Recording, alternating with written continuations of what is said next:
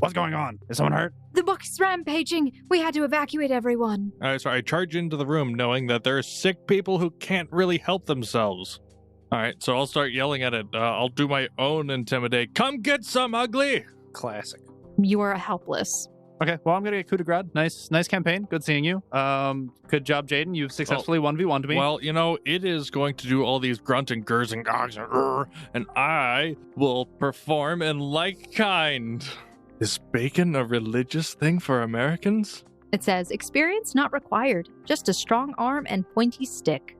I meet all the requirements. This sounds like we're off to a good start.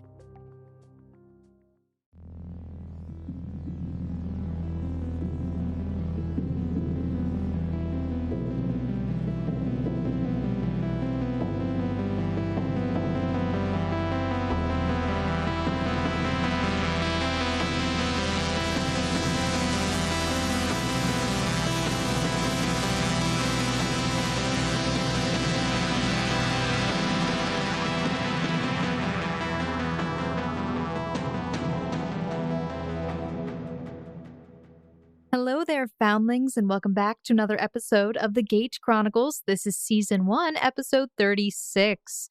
I am Emily. I'm your game master and host for this episode, this season, this series, all that kind of shabackle. And today I am joined by... Me, Quentin. I normally am the GM of the Odd campaign, but here I just play Charles Smoot, 57-year-old biology teacher, born and raised in upstate New York, dealing with anger issues, but eagerly recuperating from a recent stomach gouging with a unirabbit. And I'm Jaden. I play Finavir of Vir, bard, aspiring merchant, and seeker, looking to make way with his first real quest. Is it really the first real quest, or is it just a quest of the realness? His first legal quest. Oh, legalese. Got it. Okay. Gentlemen, let's just do a quick recap here. Last episode, as Charles Smoot so fondly put it, he was stabbed in the abdomen by a unirabbit, as he is referring to it as. However, on a much happier note, what, that's not happy for you? No, it was very happy. You just shook your head. You said a much happier note. Nothing can get more exciting than being gored by a jackalope. Incorrect. Well, Laporide, thank you. We found Kelsey! You did. You were reunited with Kelsey, but not with Alan Taylor. And also, Alfred Kenneth Mest is nowhere to be seen. And in addition to that, Charles Smoot received a strange letter as he was heading out with a group heading towards this new destination. However, there are words that are almost impossible to read with the time he's had, and therefore he'll have to address that at another time. But I digress. Ahem. Does anybody remember what was said or where you were told to go? Who you're seeing? We were told to speak with a Jake Tarnish, who owns a small farm outside of Lamb's Respite. Jake Tarnish. That's right. And I did not write down that last name, so I'm going to write that down really quick. Got you. No, I'm starting to wonder if he might possibly be related to the other quest of Jacob, who has proposed to. But we will see. And maybe it's his daughter who's missing the cat. And we can complete all 3 quests at once. And his grandmother that needs the groceries. It all comes full circle. These people are needy and rely way too heavily on the Seekers. Wow. Okay, so I see how you really feel, Finavir. All right. Well, gentlemen, you were told to go where, though? Quest, meet at the farm outside Lamb's Respite. Oh my gosh, the farm outside Lamb's Respite. Exactly, that farm outside of Lamb's Respite. Perfect. Well, you start heading out of Lamb's Respite towards that farm. Yeah, the farm of Jake Tarnish, Tarnish's farm. Yeah, that kind of thing that you would think you would recognize. Anyway, by this point, it is later in the afternoon. It is overcast and hints at foul weather. And the clouds are looking to burst at any moment into a downpour while the wind whips through your hair. Following Nora's really poor directions of just saying, oh, go to that farm, it leads you about 20 minutes out from the city along the path through grassy plains and tilled fields. But there is no farmstead in sight. Before we get out of range of civilization and other people. Yeah, other people ask questions of random people we see on the street to see if they know of Jake Tarnish. Sure, you may do so. So you are going to roll diplomacy to talk with people. Okay, I can do that. But I'm still in -2. Not feeling so good. Relic sickness. Everyone was a bit eager to get on the first quest. All right, we'll see. I'm missing half my HP and I'm still here. That would be an 18. Okay. You get some stares from people who are not sure who exactly that is, but you do come across an older woman who is hobbling along on the street with her cane, trying to get inside before the weather becomes rather poor. She recognizes the name and sort of indicates that this farm should be a good ways down the road. It's usually off to the left, but she hasn't been there in many, many years, and also hasn't seen Jake in just as long of a time. Thank you very much for the information.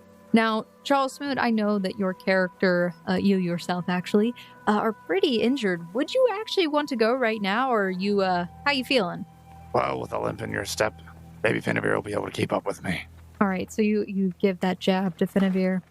Meanwhile, Cici is trailing behind, picking some blades of grass to chew on and then throwing them to the side, realizing They don't taste very good. It's kind of sad.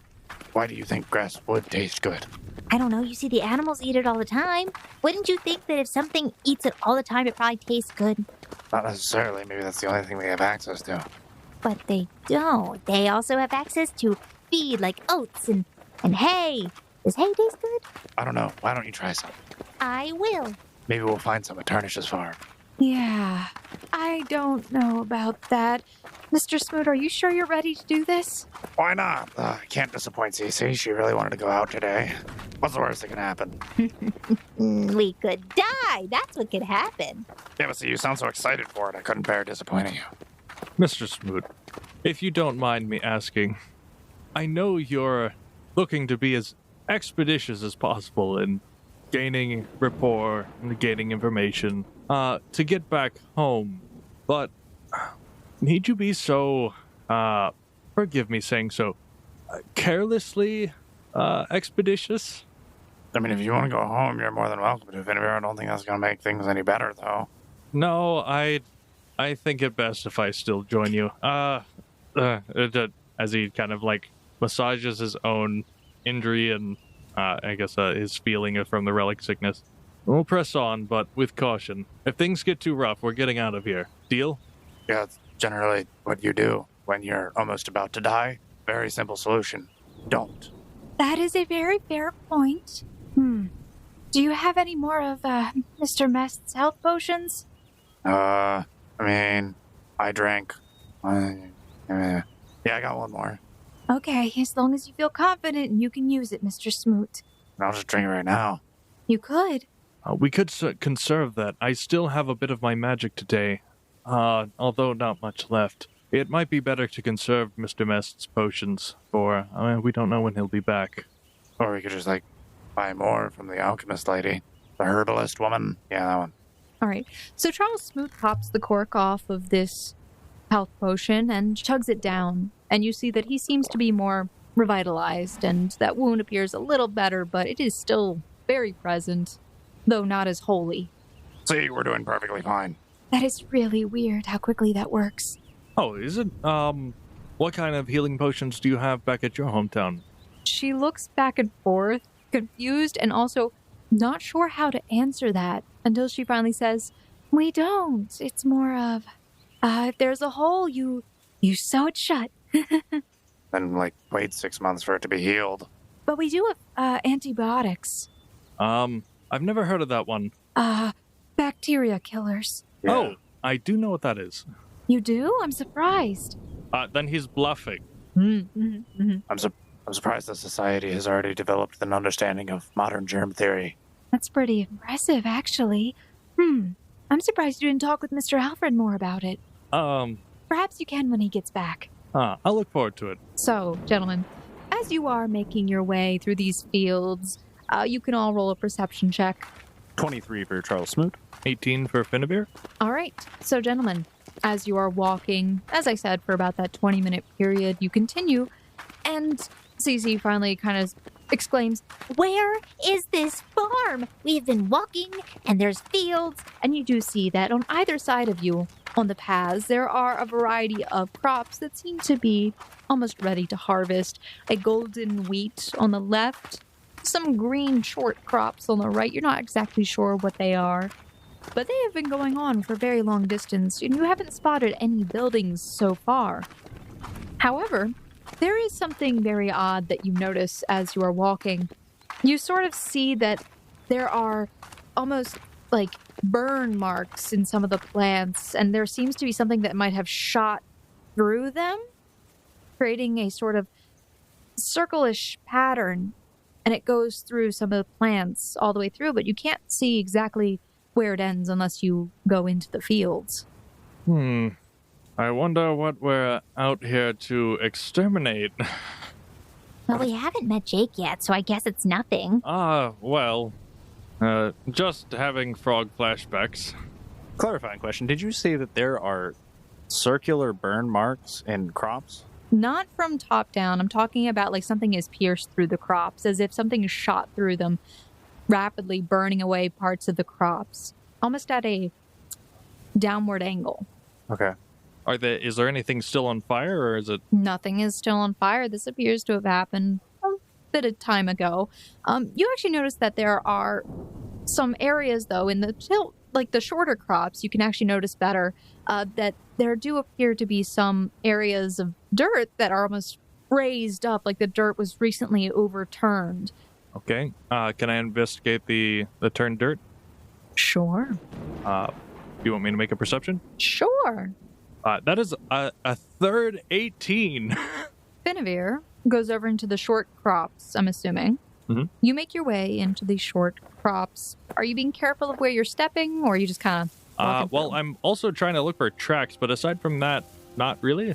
Okay. You don't see any tracks, so to speak.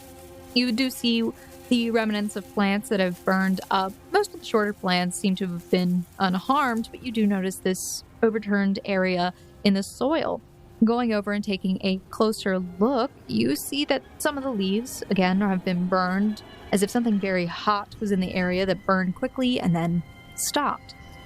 And going over, looking deeper into the mound, you kind of see what appears to be a dark, solid mass kind of just are embedded in the ground in the center of this dirt. Do I have any way of understanding what I'm looking at all? It looks like a rock. Is it moving? It is not moving. Is it making a sound? Like there is no sound being made. I want to see if I have a stick. I want to poke it. You have a bow. Oh, that is stick-like. Bows are very stick-like. Stick very good. I'll take an arrow and I'll poke it. Okay. You poke it. Okay. It shifts with the arrow. Oh, is it like light enough to pick up? With the arrow, you see that it moves, but it is hard to tell if you could just pick it up, I guess, but it looks like you could pick it up because it seems almost like a rock. Can I try to pick it up? You may try to pick it up, and you do so. Oh, I bring it back over to the group.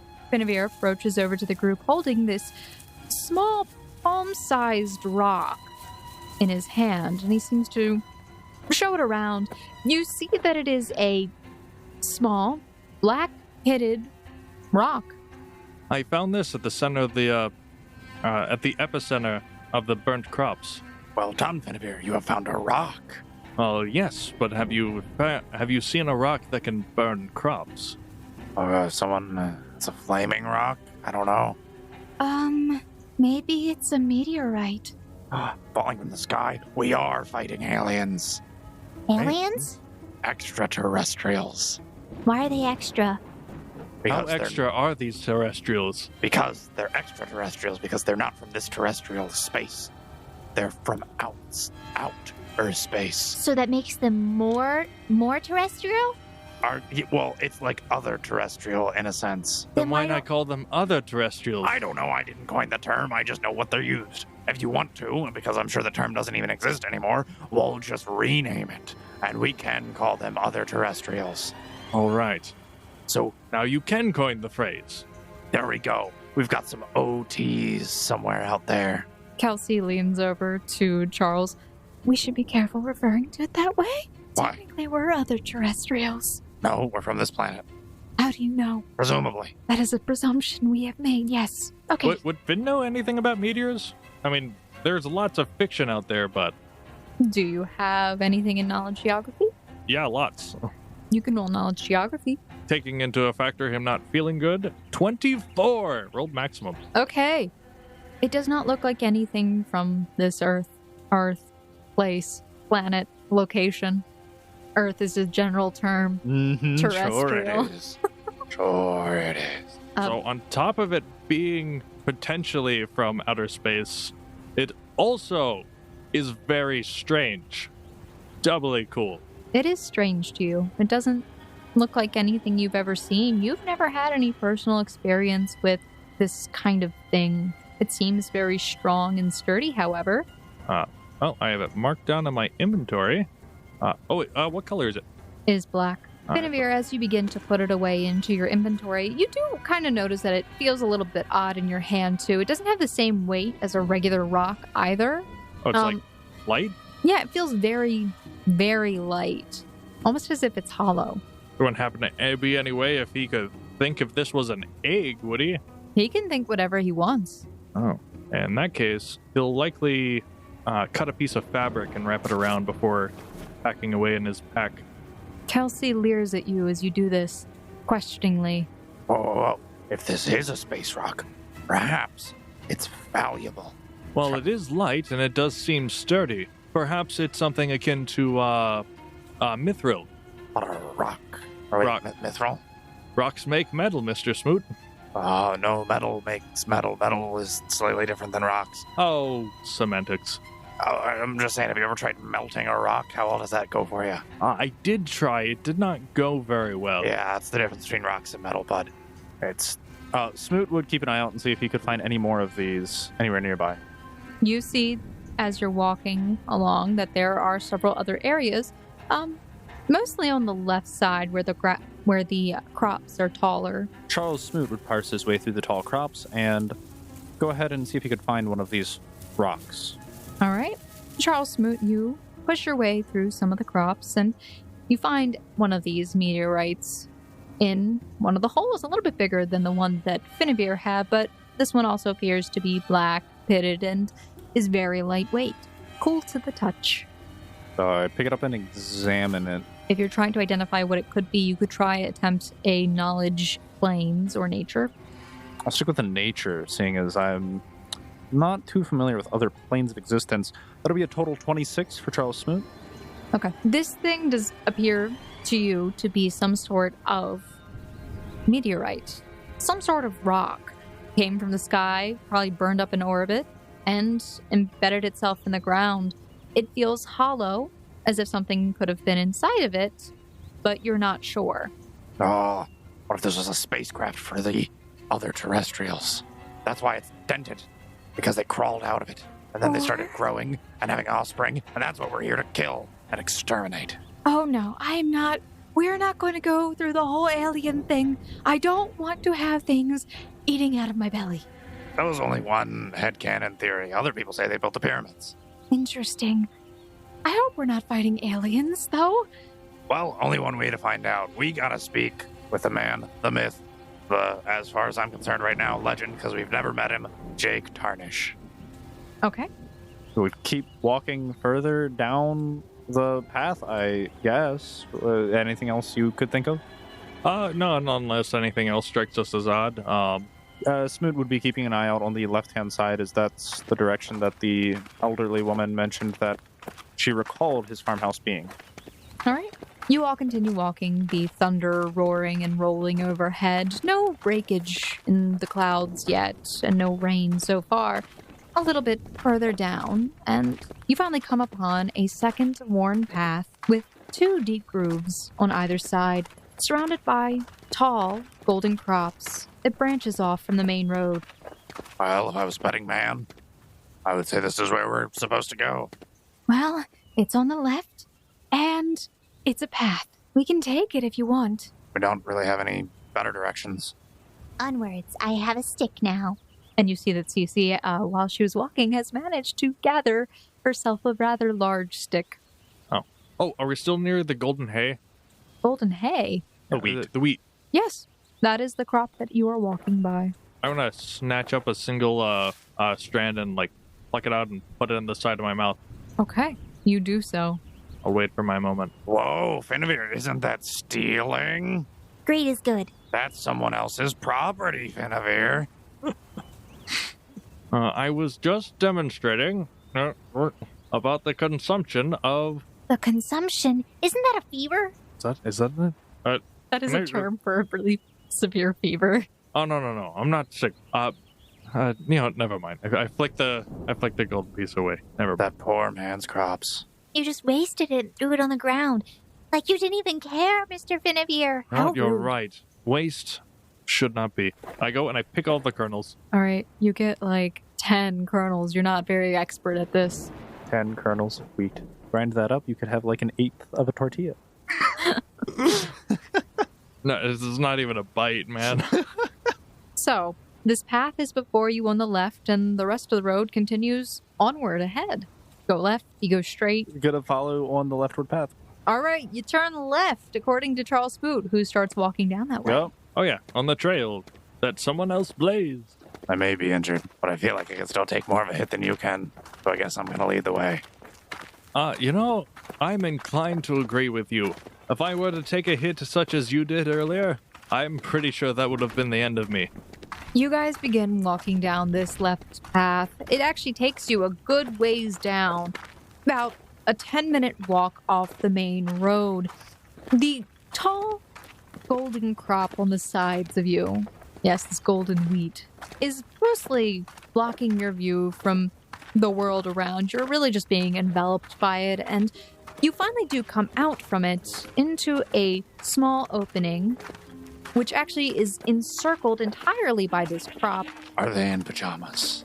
You find a small farmstead surrounded by a wooden picket fence, several hundred yards wide. You see that there are livestock wandering around in the main pen, and on an offshoot, there also appears to be a corral for several horses who are prancing about.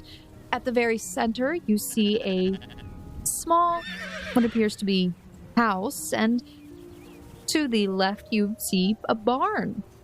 Overall, it appears quite humble in appearance, with cream daub walls and a thatched roof, being much longer than it is wide for the main house.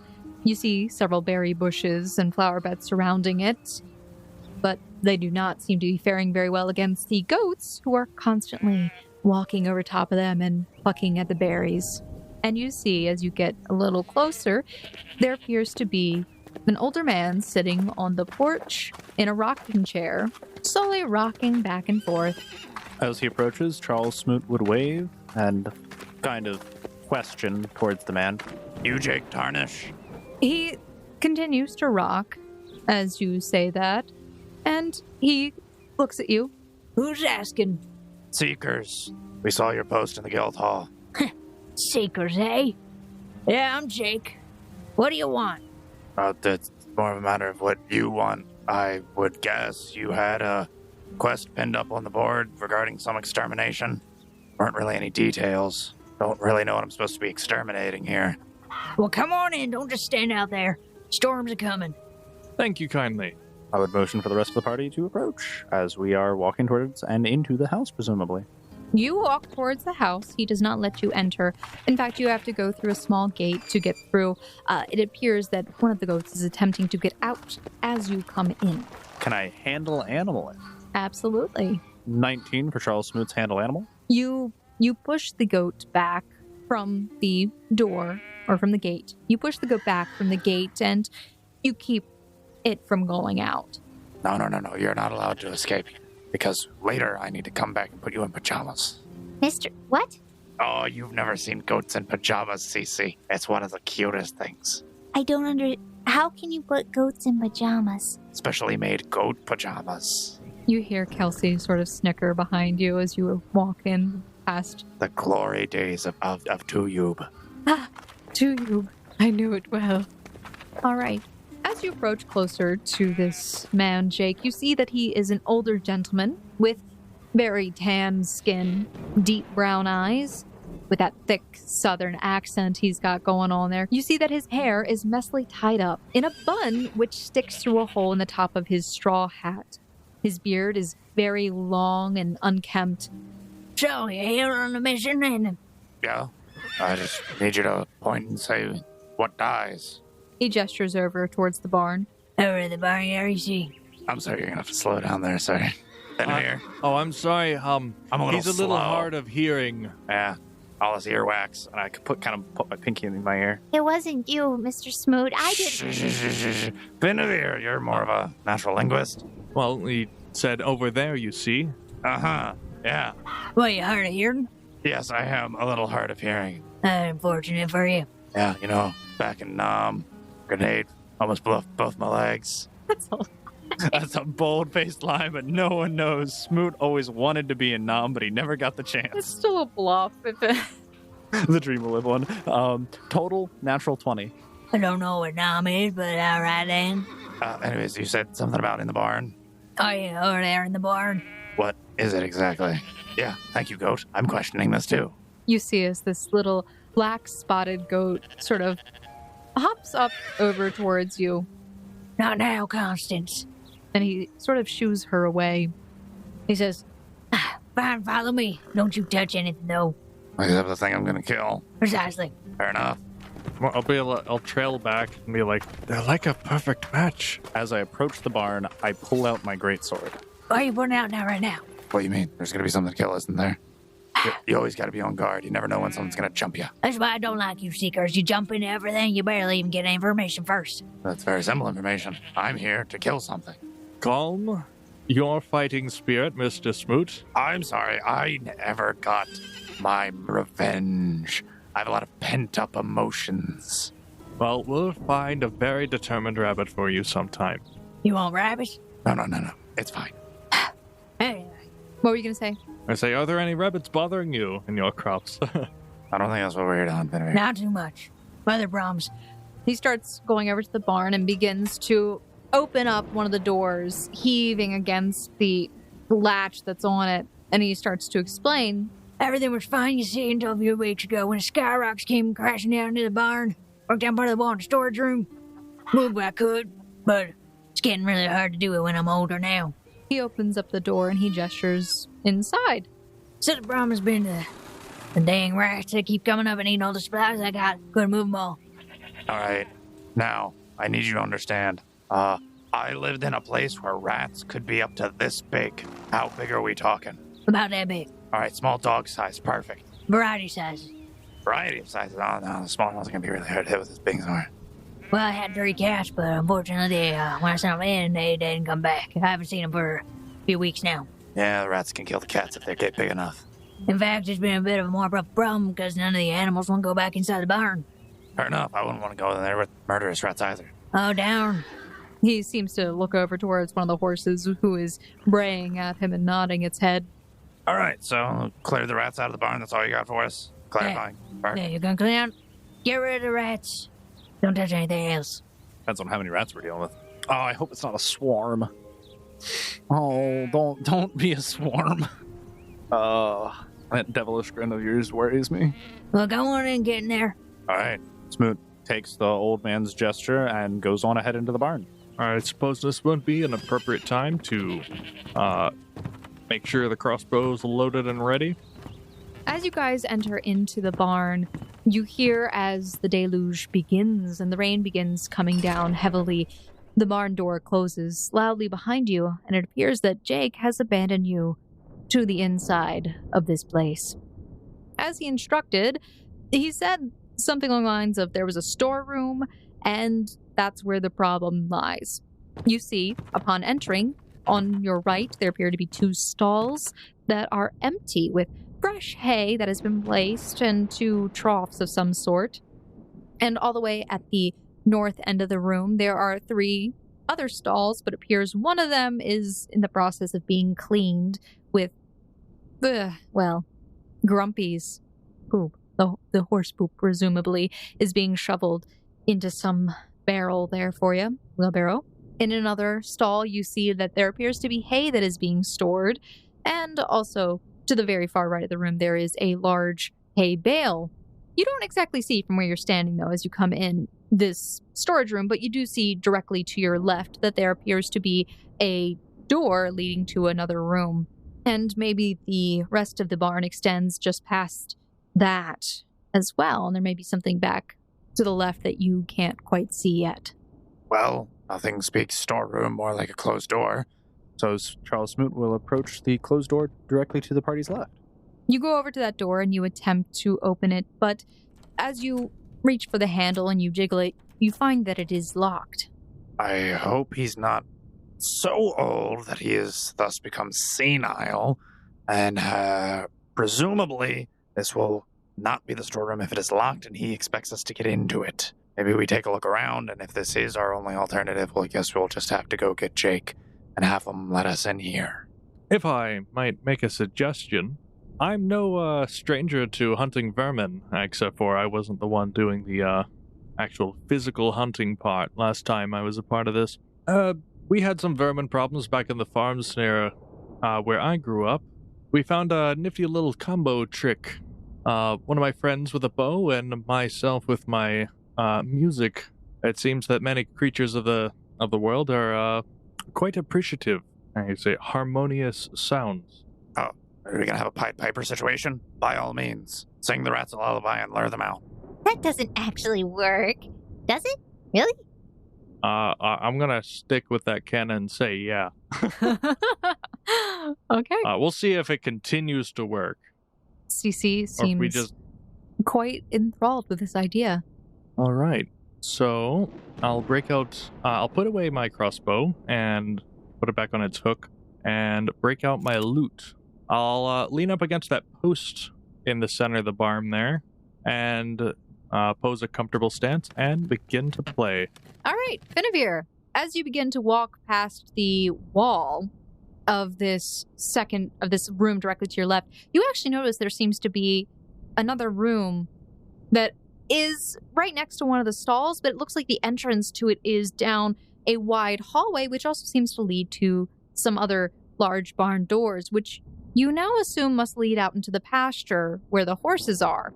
But you do see that there is wood scattered on the floor to your left. Smoot. That is my name. I want to take a look around. I gesture in the direction of the wood, and I think I'll just start my performance or start it back up. Charles Smoot will start walking towards the direction which Finavir is gesturing to, saying the wood is over here, and he will start walking up along this wall to his left-hand side and then turn into that more open area up to his left. Okay. Finavir, you're starting a bardic performance. Then you can roll your perform check. A total of 20. You begin plucking on your lute, playing a few notes here and there. It sounds decent to you. You're actually getting into it, swaying along. This goes on for several minutes, but nothing seems to happen beyond the fact that Charles Smoot seems to hunch his shoulders and murmurs to himself a little bit. Cici and Ghelfi are dancing happily with it. Oh, I figured I'd give this kind of a chance to kind of let Smoot look in all the rooms while I just get to lay back. If I got a couple minutes. So I would like to point out, as you guys go further into this stable, going up towards where the stalls are, you actually notice that it is surprisingly clean. It smells clean, as if the animals haven't been there for a long while. And interestingly enough, Smoot, as you get closer to where this wood is shattered, you actually do notice that it appears that this was once a door that was there. As you go back to this door that has fallen over, it is completely off its hinges. Parts of it are shattered onto the floor. You can actually see that the back far left corner of the barn has toppled over in on itself, and it appears to have made a relatively large hole in the floor and crushed some of the crates and barrels back there. You can see that there is food scattered on the floor from what Jake could not get out. Lots of food that has been chewed into and destroyed, some of it already beginning to rot. There is an awful smell coming from this room.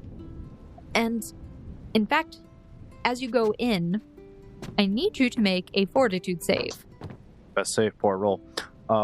Total 17 for Charles Smoot. You're able to stomach the odor. It is relatively strong. It's the just rotten smell, but also this really odd charred wood smell that's like bothering you for some reason. You said there was a hole in the side of the barn? There is a hole where the wall has collapsed. You can see that rain is actually coming in from the side and actually is beating against the interior. You see that there is a hole in the floor where the wall has collapsed in, where it looks like some of the wood has also fallen down into this hole. The ceiling still seem intact, out of curiosity? The ceiling appears mostly intact. It appears that a good chunk of the wall that has fallen in. Guys, I think I found the storeroom. Just be cautious when entering. The smells kind of rancid. Rotting food and no doubt rat droppings. Okay. You say this, and Finavir is continuing to play a little bit on his lute. Kelsey begins making her way over towards you. Oh, that smell is... Oh, that's awful. What is that? Well, when food rots for a few weeks, starts to degrade, all of that, it starts to release specific enzymes, and let's just say they don't smell the most pleasant. Mm-hmm. Oh, that's terrible. So where exactly are these rats? Well, let me see if I can find out. Smoot will take a step inside the storeroom. Okay. And if he is not in any immediate danger, will attempt to survival check to track the rats. Okay. Charles Smoot, you enter into the room. You hear some of the floorboards creaking beneath you a little bit, but you do not feel that you are in any danger at this time. You may make a survival check if you would like, but I would also like you to make a perception check. Charles Smoot's perception is a total 15, and his survival is a total 26. Okay. Charles Smoot, as you get closer to the hole, you're actually starting to realize that odor that was kind of confusing you, the smell of burned wood, but you also catch the scent of rat urine, definitively so. It actually smells like it's coming from within the hole. And as you get closer to it, you actually see it is a large hole, and it appears to go underneath of the barn, deeper down than you would have expected. You can see that it appears it could fit a person inside of it. I would like to light one of my 5 torches. Okay. You light a torch. And I try and chuck it as far down the hole as I can. Okay. You toss the torch down into the hole, and you can see that it sort of goes down, and you see the slight slope of this hole. It goes down not too far, maybe about 3 feet, and it looks like there might be some sort of crawl space down there. Maybe big enough for 2 people to crawl side by side. All right, well, good news, bad news, and worse news. Which one do you want first? I'll reduce my singing to a light strumming, and I'll go and join them. So, Finavir, you stop playing your lute, and you begin making your way over towards where Charles Smoot was. Cici was dancing the entire time. She had a grand old time. She even helped you come up with a little bit more of a new ditty. Well, thank you, the rest of the party, for joining us. So, pick your poison. What do you want me to start with? Let's try the really, really bad news. That way, the less bad news sounds better by comparison. Okay. The really, really bad news kind of just jumps the gun and it spoils all the information at once. In order to get to the rats, we might have to go and down a very tight crawl space. Oh, you say what now? So, I found the rats. The rats seem very large, and it seems as if they've started making tunnels underneath the storeroom, this being one of such. Unless we start digging up his backyard, the only real option is to kind of single file our way down there. And this is a structurally sound? Finavir, let me clarify. I'm assuming you have not entered the room yet. You're just sort of standing outside of it. Oh, I say join the party. So wherever the majority is standing, the majority I'm standing of the party also. is standing directly outside of the door, so as to not get absolutely hammered by this noxious odor. Yes, the girls have made note of the smell, but they have not entered inside. I suppose I would get my first whiff of that. Mm-hmm. I will resort to previous tactics and put a small amount of cologne on a rag and keep it near my face. Sure. How are you keeping it near your face? You're holding it? With my left hand. Okay. So, again, I reiterate, our options seem to be crawling down a manhole, single file, and hoping that we don't get gnawed to death by a swarm of rats. We could lay out some poison, or we could dig up the farmer's backyard. And honestly, seeing as it's just displacing dirt and it would solve his problem, I don't particularly think he would mind, but I feel like we should ask permission, and then maybe later forgiveness for doing it anyways. Fourth option, presuming the tunnels are not fit for travel, we could try to smoke them out. I already threw a torch down there. Not really overly smoky, but we don't know necessarily if this is the only exit or entrance that they have. If we smoke them out, they could just run somewhere else. So if that is our plan, we should probably have some people scatter out so that they can keep an eye on the rest of the property to make sure that they aren't running out anywhere else. I suppose you have a point. If we were to go single file, how would the front defend themselves? Well, the way I like to think about it is, I've got thick skin and those behind me can heal, so if I crawl and swing my greatsword around wildly enough, maybe I might kill something in the process. I don't think you can use a greatsword with... let me see that crawl space, and I'll go, and I'll try to examine. Okay. Finavir, you enter into the room. The smell sort of permeates a little bit through the cologne, but you're able to withstand. Actually, no, I'm going to have you roll a fortitude save. You just get a bonus. I think that's more reasonable. That's fair. You don't get a free pass. Yeah. Considering with all adds and negative, my fortitude's effectively at a 0, and I roll a total a 1. I was going to give you a bonus 5. Finavir. What a wild time to be alive. Oh, heavens! Oh! Finavir, you are sickened for 4 rounds. You do vomit into your rag and onto the floor. I tried to find a nice corner to hide this. Finavir, as you got closer to the hole, why don't you make a perception check? That'll be 19. It's hard to tell what exactly it was that made you vomit. The scent of the burning wood is not the worst odor. It's actually kind of pleasant. But the urine, the rotting of food, and just something rotting just smells really bad, and it's going right through that cologne that you have. All right, understood. Only effective for swamps, and I discard the rag with the vomit.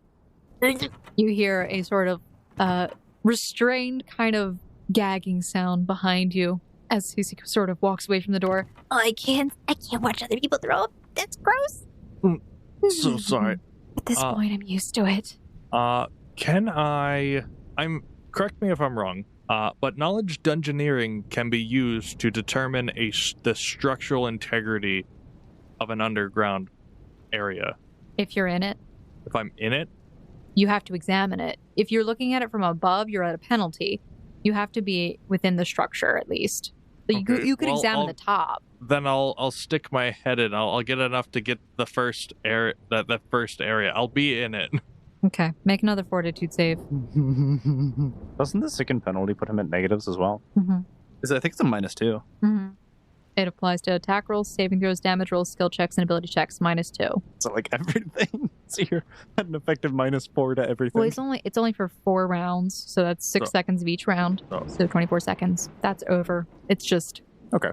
So am I taking the additional -2 or not? No, okay, you're not. Then in that case, a 17. Much better. You do pass. I'm putting you at a penalty because you did throw up before. It's only a -2 for the penalty.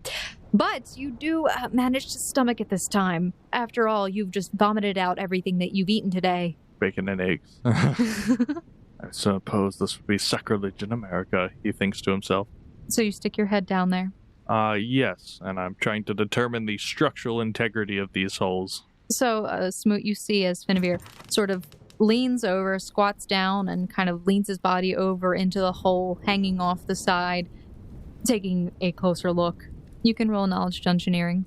Yeah, see, that's what I wanted to avoid doing. And 18 for knowledge dungeoneering. Okay. You can tell that the structure appears to be sturdy. Besides the wood that has fallen down into it, it appears that it has been frequently traveled enough that the dirt seems solid. So not a great risk of collapsing at any given moment.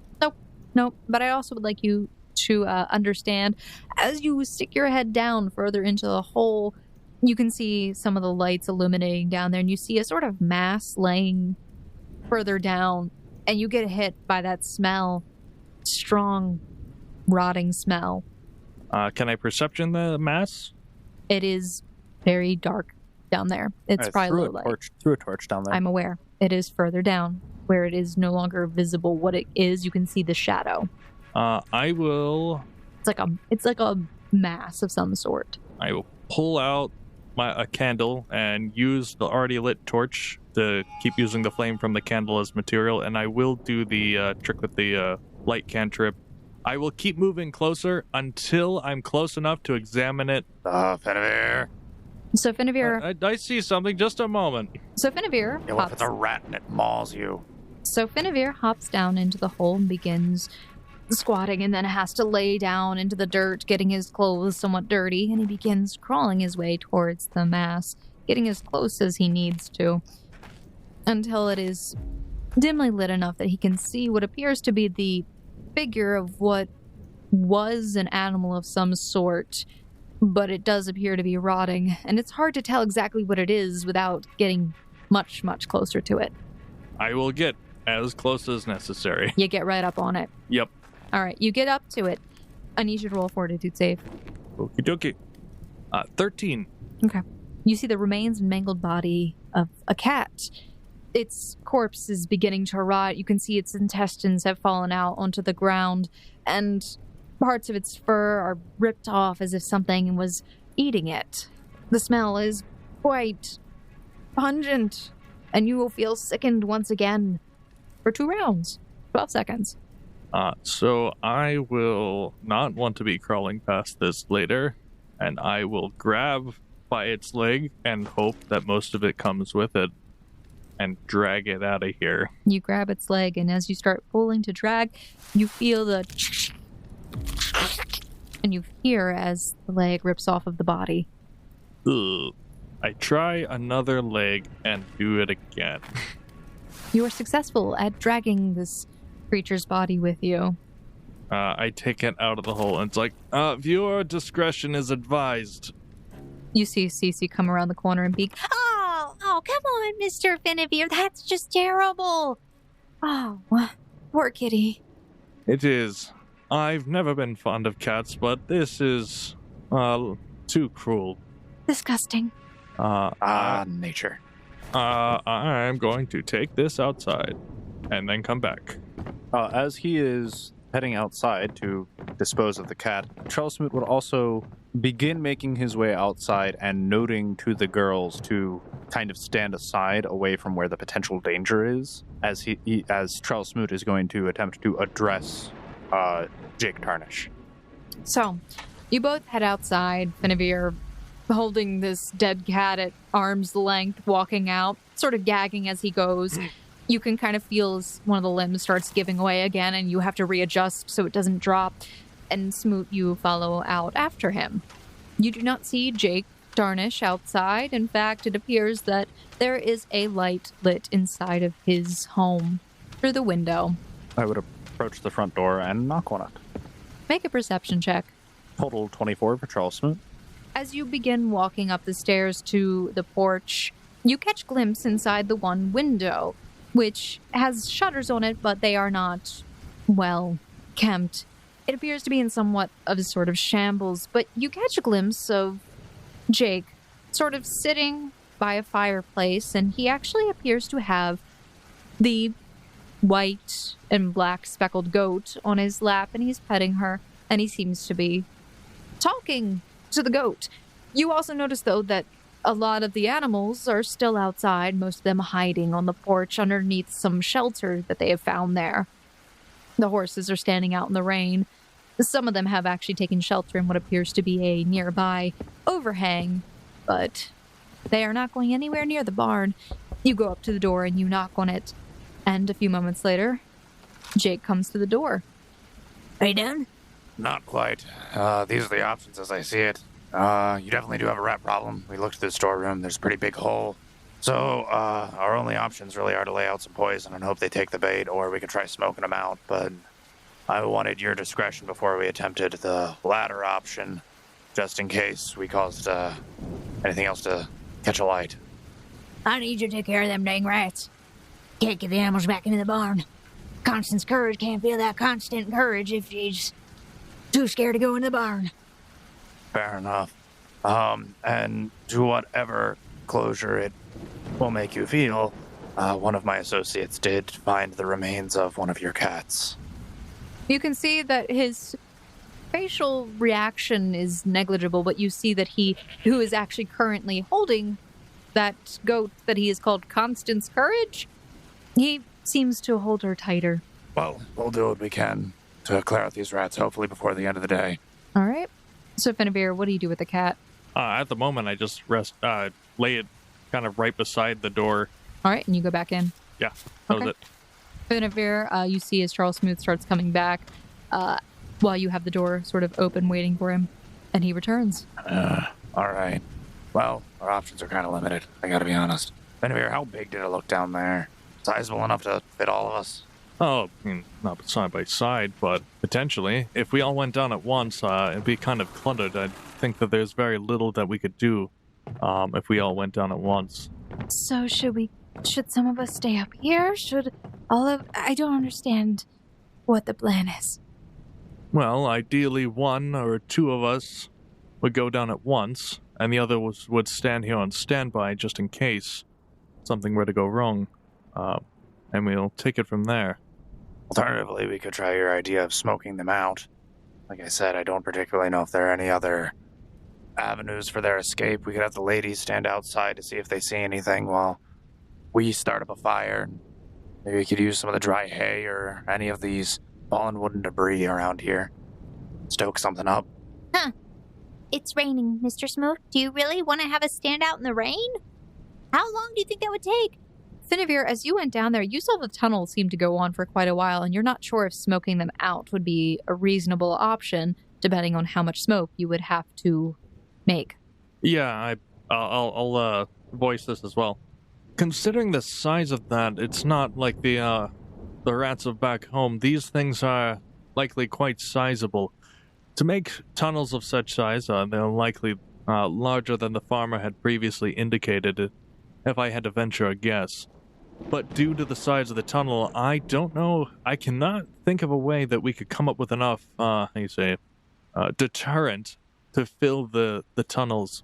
Even if we were to gather bushes and bushes and light them ablaze, we'd likely more endanger the barn than smoke them out. How far down this tunnel did you end up going? I went down a bit of a ways, and it looks like it goes quite a ways further. Was it sloped downwards? You could tell that where you were crawling from seemed to be maybe at a very slight incline down. It is not going in a singular direction. It does appear to be going mostly eastward through the barn. In fact, who knows? Maybe it has some bends and curves in it. Finavir, which direction did the tunnel seem to go from where you were? Did it kind of like expand out, or did it go in a direction? As you can probably guess, it's fairly dark down there. It looked like it went in this general direction, but there's no way to know that there's a turn. I kind of like foot by foot kind of make a wonky guess about how far it went into the barn as far as I could see. Aside from that, I couldn't tell, but I could go down and shout back.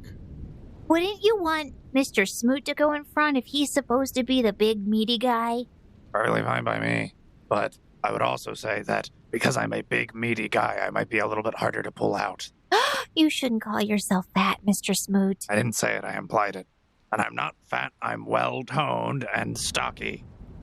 Okay, I can accept that. Well, alternatively, I can probably crawl a lot faster than you, Smoot, with the aid of some enhancement. As I hold up a coffee bean, I have a motivational spell. Can you only encourage yourself, or could you do that to me as well? I hate to break it to you, Finavir, I'm a little bit more in shape than you are. Better suited for these athletic endeavors. Unfortunately, I don't know how to do it to others yet. So your character has professed that he is very fast at crawling. But that, in and of itself, is a lie. He professes himself and believes that he is a fast crawler. In fact, in all of the village of Taba, he was the fastest crawler. Because, to be fair, you were the one that ended up groveling a lot at Fallon's feet, asking him to, well, not to tell his sister about your feelings for her. That and to, grab me some more of his mother's wonderful cooking. You groveled a lot for that, honestly. I did. It's in my backstory. All right, Finavir, well, if you want to go in, just shout if you need any help. If you want, I can come down with you. That would be appreciated. Do you want us to stay up here? I don't know if we should leave them alone, but it's up to you. I don't know how well we'll all fit down there.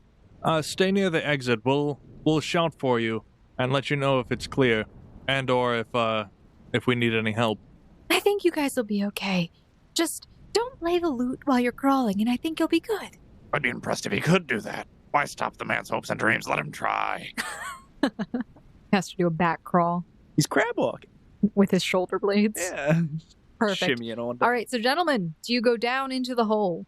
Charles Smoot would not take his greatsword down with him, but instead crawl forward holding his masterwork dagger. I will ask Kelsey to look over my backpack while I'm down there. All right, I guess I can look after it. Good luck, Mr. Finavir.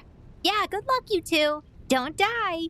If you do, I'll be very upset with you and I'll bring you back to life and kill you myself. Oh, well then, I better not die. Exactly. All right, we'll see you soon. All right. I'm going to say that again. Scream like girls if you need us. Can do. All right. Smoot, you can scream like a girl, right?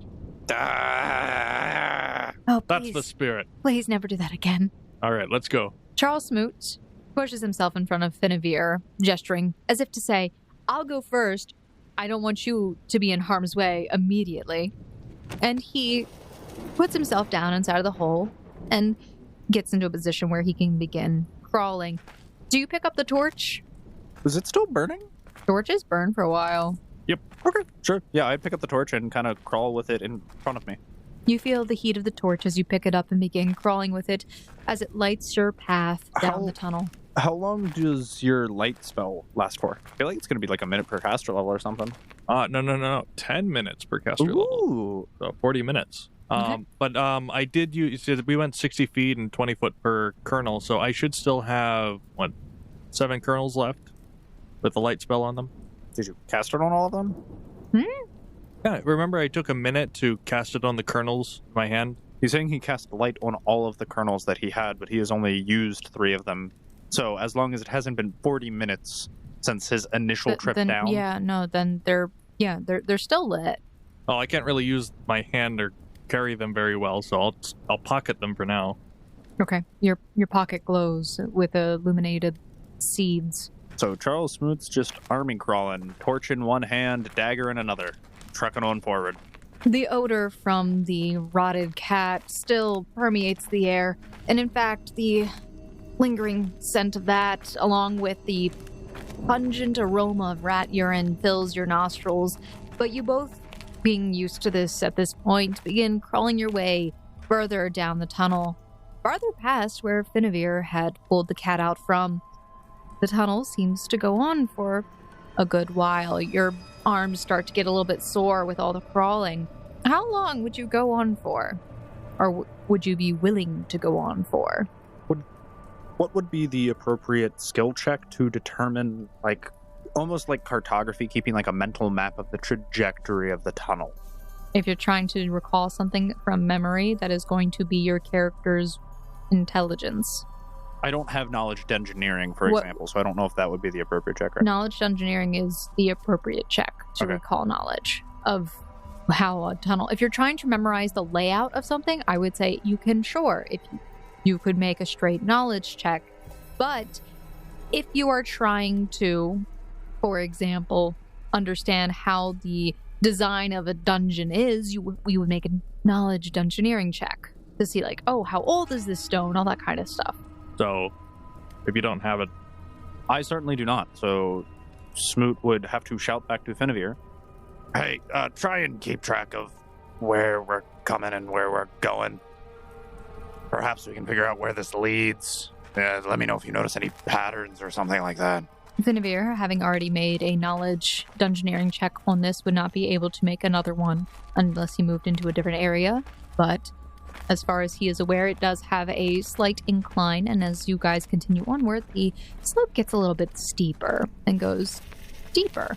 You continue on for a good few minutes, crawling, your arms burning, your torch moving as you also move your arms, until about maybe 10 minutes down in this tunnel, you come across what appears to be an opening, and you notice that there seems to be a sort of purplish glow coming from a hole that kind of curves down, where it seems like this tunnel leads into some sort of area, a new room of some sort.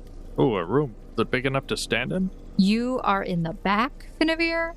Did you crawl up next to him? I was considering doing the guy thing of crawling faster one another, but we haven't done that yet. I'll wait. I'll wait until I get close enough to see this type of thing. Okay. Naturally. All right. Charles Smoot, you see before you, more directly, you can make a perception check, actually. Charles Smoot has a 16 total for his perception check. Okay. Charles Smoot, you peer down and you can see in a dimly lit area, there seems to be a relatively large standing space beneath this hole. You can see that there is a slope that almost has like stairs beneath it, or not stairs, but like a sloped stair of some sort that seems a natural formation that leads just down to the floor. Again, you see this purplish hue from the light, but you can't see much since you are, oddly enough, on the ceiling of this room. Well, Finavir, we've come to an opening. Whether that's good or bad is yet to be decided. We want to go in by ourselves. We didn't really hit any other turns or anything. Should we collect the rest of the group?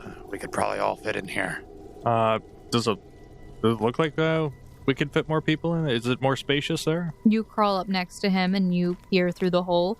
All you can see so far from where you are, just peering down into it, you can see below you, maybe about 10 feet below you, is a dirt floor or stone floor. It's kind of hard to see in the dim light, but it looks like there should be enough space for Charles Smoot and yourself, maybe some other people. Well, it'll be an exhausting trek backwards, but I would also like to not die today, so maybe having some backup would be nice. All right. Well, we did the scouting part. Let's go get the rest of the party. Oh, back and forth and back and forth and back and forth and back and forth. Onward, Finavir, lead the way. All right. I lead the way, enthusiastically. Luckily enough for you, it is kind of hard to do so, but you are able to turn. Charles Smoot, you find yourself having more difficulty turning around in this tunnel. I would pop out of the... You said it's in the ceiling? You are technically in the ceiling of this It's just cavern. sloped, kind of. I'd stick part of my body out of the ceiling and use the open air of the next room to kind of like finagle myself around. You feel as you stick yourself out a little bit that you can actually touch this natural formed stair. I use it to turn around Okay, you do so. and go back You guys crawl back like a cautious person. like a cautious person. It takes you guys about the 15 minutes. We'll say it was about a 10-15 minute journey. All right. You guys came back. I was so worried about you. I thought you had died. I told you they were fine.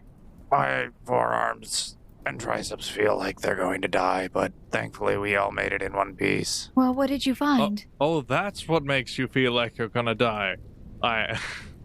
Never mind. Oh, the adrenaline of the jackalope died down.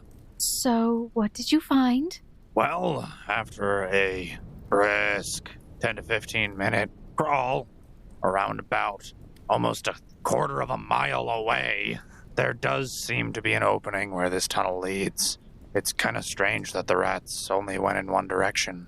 The tunnel didn't really branch out anywhere else. It all leads to this one room. It seems large enough that we could all fit, and we figured if it's something this ominous, it would probably be best for us to all go. Are you sure you can crawl back? You just complained about your arms hurting. Oh, just give me a short rest. I'll lay down in some hay. All right, if that's what you feel comfortable doing. I mean, we could always just wait until tomorrow, maybe. No. Farmer Jake said he wanted this done Asapu. as soon as possible. Ugh.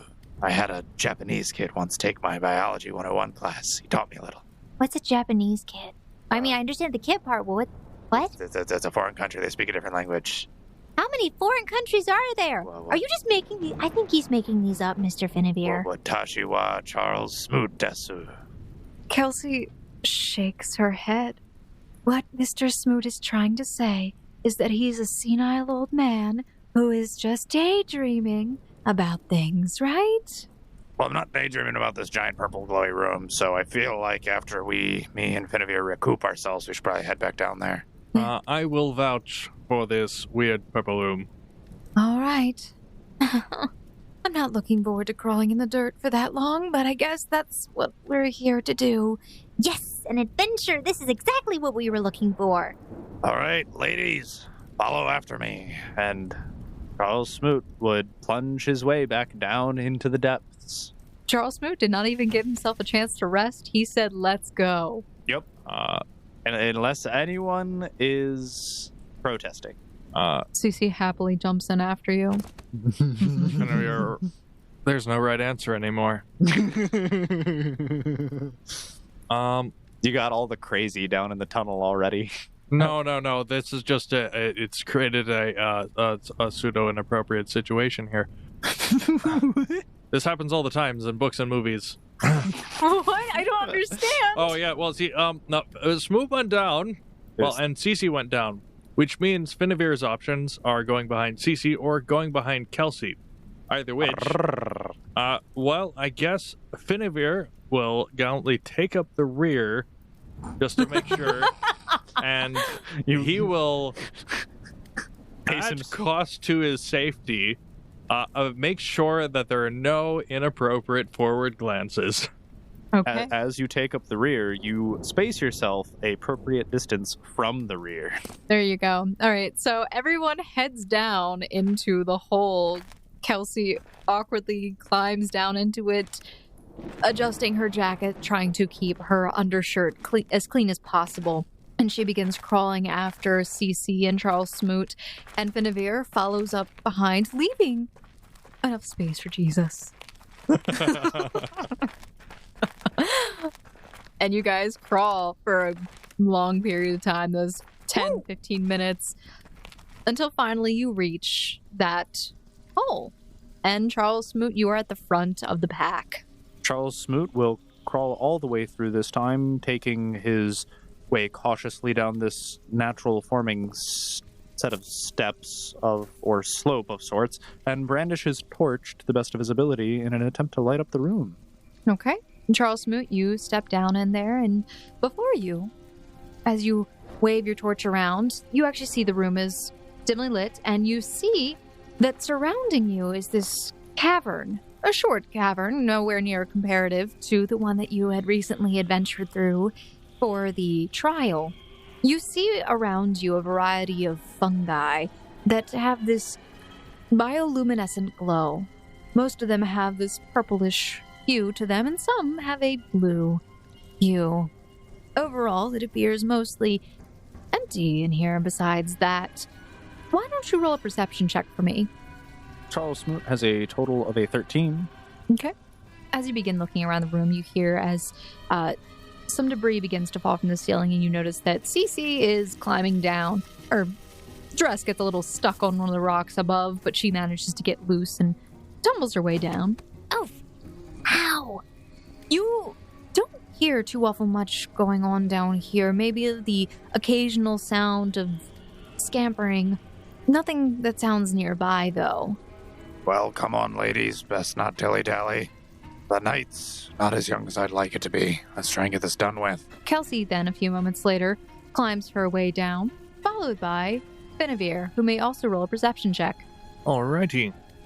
Well, that's as good as it's getting today. 20 plus 6 minus 2. All right. So 24. As you guys venture a little bit further into this cavern, giving way for each other to climb down from the hole, you see all of this fungi around you. You also notice that the ground is sort of clay-colored, a little reddish of a hue to it. So as you begin walking, you do, Finavir, notice, however, that there seem to be dried, dark spots of what appears to be blood sprinkled in the dirt, sort of leading a little bit further south and potentially leading a little bit more towards the west. You see that there appears to be a crossroads, but you're not sure if it splits exactly or if there is just a small column there blocking you. Smoot, take a look here. Is cave with No. shrooms. Exactly here. There seems to be droplets of blood. Perhaps they got another cat and drug it along. Well, only one way to find out. On the trail we blaze. And Smoot begins to proceed forward. Would you like me to roll survival in order to track this blood? Yes. That will be a total of a 23 for Charles Smoot's tracking. Before he goes on ahead, there's two things I need to do. Okay. One, I just need to clarify. One would presume that Kelsey would have given Finn his backpack back. No, she just left it upstairs. You went behind everybody, so whether or not you grabbed it would be up to your character, but she didn't hand it to you. She kind of just went down. She didn't think about grabbing it. I'll live with it. I at least have that one candle from before. I'll take out my candle from my bandolier. Smoot, your torch, please. Sure.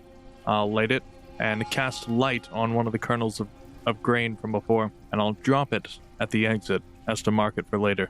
Okay. The room is already relatively dimly lit, and Charles Smoot's torch is creating a more brighter light. You drop this kernel at that location. Oh, I'm not worried about that. It's just like when we're running for our life, it'd be good to kind of have like a signal right. beacon. Well, follow me. Looks like it leads this way. Up and to the right. And Charles Smoot would begin to follow this blood trail. Okay. The girls follow after you. You proceed following after the blood trail, and I would like for you to make a perception check. 16 for Charles Smoot's perception. You find the blood trail does continue on down towards the south direction, but it seems that it kind of veers off a little bit, following along the curvature of the tunnel, and you do see off to your right, there appears to be a small outcropping where there are a variety of fungi sitting in a crevice of the wall. But you also do see what appears to be the form of another feline creature lying in a dried pool of blood, its corpse rotting. Well, how many did Jake say he had? He had like 3 cats? Yep. 2 down. Found another one. That's kind of sad, though. Oh, poor kitty. Well, Mr. Finavir, you want to drag this one back 10 minutes? I think we'll pass on that one. Maybe later. Okay. The cavern seems to split off. I'm going to keep following it down the rightward. Finavir, pull up the rear, but keep your eyes posted on your 6. Make sure nothing sneaks up behind you. Finavir, as you're walking, why don't you roll a perception check? Can I pull up my crossbow? Since Sure. we're in a potential combat situation. Okay, perception on the rear. This is when you want to watch the rear, not avoid it. 22. Rolling Okay. hot tonight. Finavir, as Charles Smoot begins diverging towards the rightmost path, he begins walking down it. Charles Smoot, you can roll your own perception as you go down there. Finavir, you actually see to the left, a little bit around another one of these columns, you see what appears to be some sort of debris lying on the ground. It looks like some sort of cloth and other junk. Nearby, another pile of these fungi which are extending from the wall, illuminating the room with a dim purple aura or hue. Well, anything of man-made origin is of interest. So I'll say don't go too far ahead as I go to examine it more closely. That's fine. Just don't split up too much. I'm just poking my head in this room. I'll go with Mr. Smoot. And Cici follows after Mr. Smoot, and Kelsey is sticking by Finavir. Charles, as you go over to this room area on the side, you can barely see anything here. It's barely lit. You do notice, however, there seems to be a very tight crevice to your very left in this room, but it doesn't seem to extend any further, and you do not seem to be able to fit through it, and neither would Cici. Well, it's a dead end over here unless you're the size of a mouse, not even a rat. Finavir, you progressed further into the room towards the debris. Yeah, wherever I saw the cloth. You go over and you find this debris is definitely cloth, and it appears to be a sack of some sort, probably something that might have been storing some grain for a long period of time. But you also find bones that have been picked clean, presumably another cat. Let's go 3 for 3. So they're definitely not human size, right? They are not human-sized. So this is a cat that's separate from the other cat that we saw, right? Yes. Okay. I think I found the third cat. I'll kind of say down the line. Charles Smoot and Cici would double back and attempt to meet up with the rest of the group. All right. Finavir and Kelsey are looking at this body for a good bit of time, and you guys are able to make your way back over towards where they are, and you also see the remains of a cat lying on top of a tattered red cloth and a empty sack of what was possibly grain. You find some kernels in there that have been mostly chewed up, almost like scraps, barely even able to pick up, just lying on the floor around the bag. Can I inspect this area more and roll a knowledge nature? Determine if this is like regular animal behavior to drag something all the way back here? Sure. Got a 21 on that knowledge nature. You know that where you were from, rats like to gather things to keep warm, especially when winter comes around. They want to make a nest for their family, their brood, so to speak. It is probable that they have been gathering materials for a long time, probably stealing from the farmer and bringing them down here. This seems like rather reasonable material, and also reasonable behavior. All right, well, this definitely seems like the beginning of a rat's nest. I guess I'll push on further ahead. Charles Smoot, as you progress further into the cave, moving actually north of where the animal remains were, you see another piece of cloth sort of lying in the center between a stalagmite and a wall. You see this tattered cloth lying on the floor, and you see a bit further in some of the blue hue from some blue fungus. Seeing as the cavern continues to go off in a northeasternly direction, Charles Smoot would continue to push on, but making sure that he's not out of earshot of the rest of the group. All right, guys, I'm just going to go a little bit deeper and see what I can find. Charles Smoot, as you progress a little bit further, stepping nearer to the cloth, you actually need to make a perception check. Got a natural crit for a total of 26 on Charles Smoot's perception. Perception. Perception. Perception check. You actually seem to catch a glimpse of some sort of brown-furred creature up to the northeast, even further in. You also hear the sound of dripping water and maybe something deeper into the cave. You hear the scritching sound, and with your knowledge nature, you also remember that rats tend to be nocturnal, usually moving only at night, and also when it is very quiet.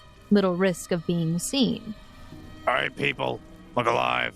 It looks like we got ourselves the culprits.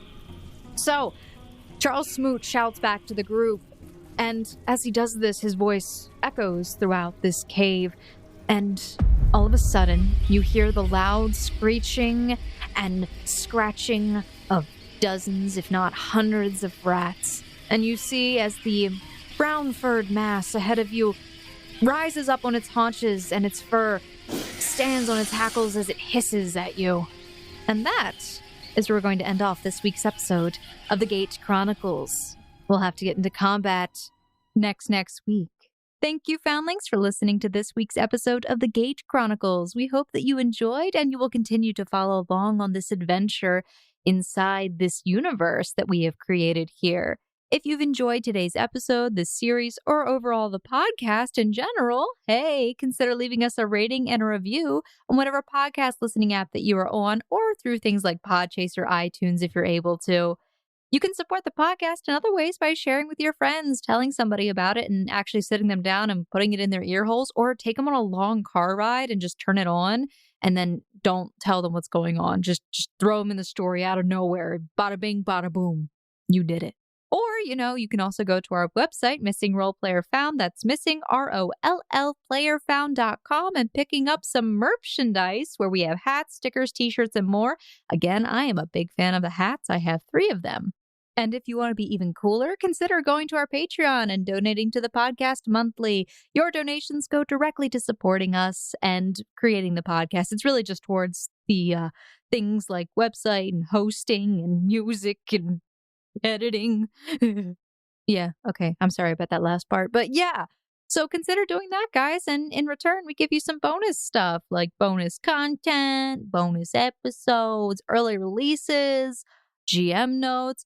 Heck, if we get enough people, maybe we'll even add a goal where you can actually have a session with us, Quentin and I, and sit down and talk about world building. Ooh, how about that? Sound fun? Well, go to the Patreon. Let us know what you want. All right?